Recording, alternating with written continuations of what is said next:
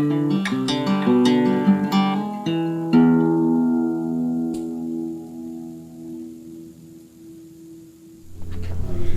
to another installment of Engaging Humans, and today we're talking to Ashley Green, and Ashley has a very exciting project that she's been working on for how long? About 4 years. 4 years already. Okay, explain to people what it is, and my first question would be, why? Why do it? Sure. So my project is called Love Letters to Strangers, and I started it 4 years ago, just writing notes of encouragement and inspiration to people that I never met, and I wanted to leave them throughout the city and deliver them to people and hand them out. And essentially, I was motivated just by I wanted to engage in my community, and I wanted to give back in a way that was meaningful to me. And I'm a big words person, and especially the written words. So I wanted to do something to do with that.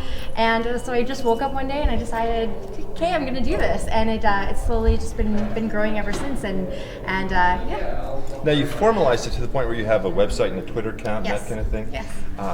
When you leave a card for someone, does it have your website address there? Did you get response from It people? does, yeah. We have a sticker on the back of our all of our letters that anyone that makes a letter can put a sticker on the back, and it allows them to get in contact with us, so they can let us know what they thought of the letter, if it impacted them in any way, if they want to get involved in the project in any way. So we get a lot of emails all the time, and from people that found it and they're having a great day and it made it better, or they were having an awful day and going through a really difficult time, and it just really encouraged them and brought them a little bit of hope, and that's really what it's all about. Anything that's special that sticks out for you? There's been a few moments where I've personally handed out a letter to someone, and they've come back, they've stopped themselves on the street and walked back and caught up with me and chatted with me and told them, their life story, and told me a little bit about themselves and what they're going through in that moment, and how it impacted them. And for me, like, that's those kind of moments, those small little things, is really what why I started the project. And I didn't think it would get to be this size, but I'm very grateful for it, and those people stick out in my mind a lot. Yeah. I rarely have a cameraman with me, and I'm lucky I was able to use one of your people's Yes, cameras. I realized just now I have no idea what to do with my hands while I'm talking. Celine, if you can kind of pan back there, you see there's about 40, 50 people working on the project. Is that pretty much an average workshop? I can get a really big response from people when I put a workshop out online. When I announce it, we usually sell all of our tickets within 24 hours, but I like to keep them small and intimate. I don't want the workshops to be too big, just because it's nice to get to know everybody and connect and share this time with each other, and I want to be able to get to know everybody as well. So I like to keep them around the 40-50 range, but I've spoken to students in groups up to about 1,100, so it's a really big range.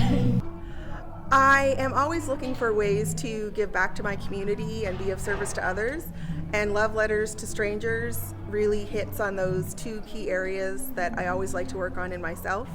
It's a great way to meet new people. It's a great way to make the world just a little bit better, one card at a time.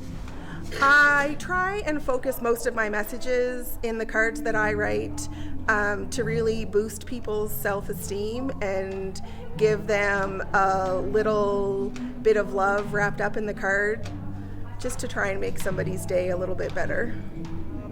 I went through a tough breakup. I was feeling kind of depressed, and I saw this online, and I thought this would be a good thing to get some positive energy out there. And then I went and I loved it, and so every time I see something online that says it's a new workshop's coming up, I'm there. Usually when I drop off cards, I leave them in the grocery store or in a library book or on the bus, places like that. Usually don't see anyone's reaction because I just leave it stealthily when no one's looking. It's like a little time bomb of love. Yes. I met Ashley in Spanish class, and she was telling us about her project, and I thought it was so impressive and such a great way to make the community better, and so I came out. And you've got a card that you've written today. Can you read it for us? Yes, it says, start by doing what's necessary, then do what's possible, and suddenly you're doing the impossible.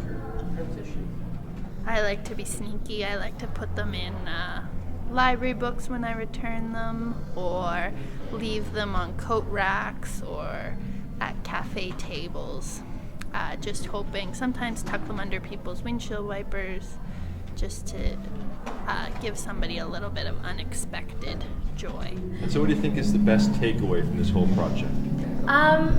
One of the things that I talk about when we're in a workshop is just looking for an opportunity to make a positive change. And it's really easy to do nothing. It's easy to go about our days with our eyes sort of in blinders and not looking and interacting and engaging with the people that we come across in our everyday life. So what I really hope that people take away from it is that you have an ability to be an ambassador for positive change, for kindness, for sort of the basic human goodness that I do believe that we all have, and that they can be that change, and they can be that little bright spot in someone's day. They can be that inspiration. It doesn't matter their background. It doesn't matter how much money they make. It doesn't matter where they live, or the amount of people that they know, or the influence that they think that they have. That every single person has that goodness and that greatness inside of them, and they just need to share it with the world. So it's share it. That's what I tell them.